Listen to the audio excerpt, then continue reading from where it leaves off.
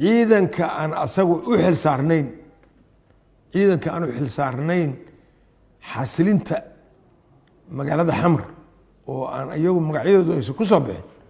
waxaa laga rabaa waajib baa saaran kuwa loo xil saarana waajib baa saaran maxay yahay marka waajibkana saaran oo annaga ah marka ugu horeysa inaan ogaano inay dad jiraan ciidamo u xil saaran amniga u xil saaran in la xurmeeyo oo laga fogaado inaan la kala garan waayin ninkii caadiga ahaa oo shaqadiisa caadiga ahaa iyo difaaciisii haystay iyo ninka ayagu amniga qalqalgelin inaan la kala garan waayin ciidanka waxaa laga rabaa inay xeryahooda joogaan xeryahooda inay ku ekaadaan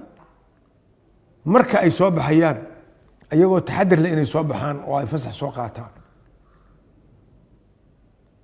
gaar ahaan hadda waxaan la hadlahayaa ciidanka xoogga dalka Soomaaliyeed iyadoo dhammaan laga wada rabo ayaan xoogga dalka Soomaaliyeed yaan la hadlay xeryahooda xeryihiina ku ekaada marka aad soo baxaysaan fasax qaata ninkii lagu arko ama ku sifooba inuu qori magaalada la dhex maro asagoon haysanin permission ama ogolaansho taliyihiisa ka haysan haddii la qabto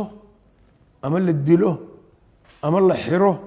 ama qoriga laga qaado mas-uuliyad darradaas asagaa qaadanaya asagaa jawaabteeda qaadanaya haddiina loo soo gudbiyana annagu tilaabaan ka qaadanaya waa dembi wey waxaana lagu qaadahayaa qodobka ah qalqalgelinta xasilinta amniga magaalada yaa lagu qaadahaya nimankaas marka waxaan rabaa inaan digniintaas bixiyo oo ay saas u ogaadaan xoogga dalka Soomaaliyeed inaysan xadgudubyadaasi gelin oo ay ka digtoonaadaan nimanka ama ciidanka isaga u xil saaran xasilinta isaga waajib baa laga rabaa waajibka laga rabaa maxay tahay adigoo fulinaysid waajibaadkii qaran ee ahaa xasilinta ayaa haddana waxaa laga rabaa inaad ixtiraamto saaxiibkaaga kale oo adiga kugu jaalka ah oo aan dhibaatada wadin inaad weydiiso muxuu ahaa si degan oo aan xanaaq lahayn oo aan xabad lahayn oo aan canaan lahayn inaad weydiisid dokumentigiisa iyo meesha uu ka tirsan yahay madaxdiisana u gudbiso tiraahdid waxaa la hayaa ninka noocaana hadduu fasaxaysana waa sii daynaysaan ma la celinhayo waayo fasax buu wataa